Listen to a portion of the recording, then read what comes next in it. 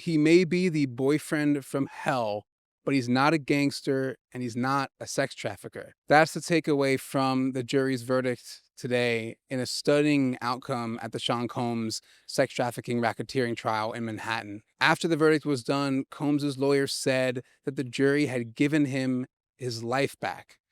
That's because Combs no longer faces life in prison and instead faces just 10 years on each of 2 lesser prostitution counts that he was convicted of. Jurors ultimately found Combs guilty of only the lesser prostitution charges, which carry a maximum of 10 years each, and those are serious, but not nearly as serious as the up to life in prison he had faced on the harsher charges. When the verdict was read, it was a very emotional moment in the courtroom. Combs gave a fist pump upon learning that count 2, the sex trafficking charge with Cassie, that he was acquitted on that. It looked like he was maybe a bit nervous about that one.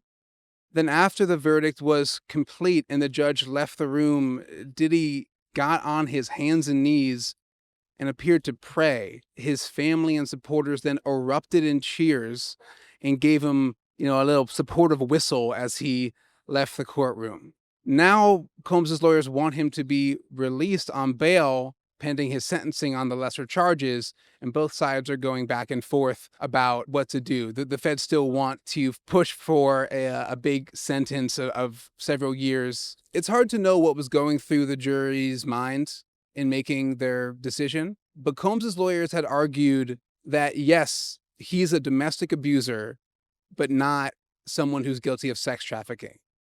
And it appears likely that the jury believed that at the end of the day.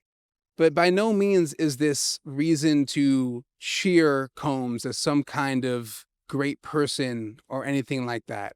We still saw evidence over this 2-month trial of a horrible boyfriend, someone who repeatedly beat his partners, including one time caught on camera. 2 of his former girlfriends testified about horrific abuse and him putting his hands on them several times. But ultimately, at the end of the day, the jury found that this was domestic abuse and not sex trafficking. And Combs and his family can breathe a major sigh of relief knowing that he no longer faces the possibility of going to prison for the rest of his life.